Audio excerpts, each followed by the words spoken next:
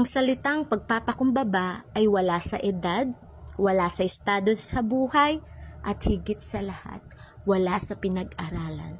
Kung ikaw ay bata, nagpakumbaba ka sa matanda, salamat Lord.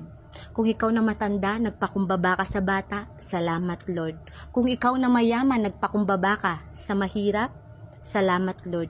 Kung ikaw na mahirap, nagpakumbaba ka sa mayaman, salamat Lord.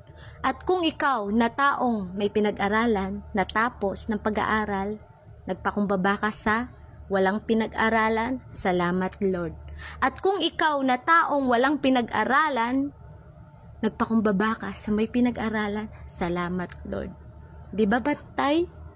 Yan ang gustong sabihin sa atin at iparamdam ng Diyos na nasa langit, ang ating Ama. Kung ano man ang estado mo ngayon, bata ka man, matanda, mayaman, mahirap, may pinag-aralan ka man or wala, pantay ang salitang pagpapakumbaba. Dahil ang pagpapakumbaba, nasa tao yan. Wala sa estado, wala sa edad, at higit sa lahat, wala sa pinag-aralan.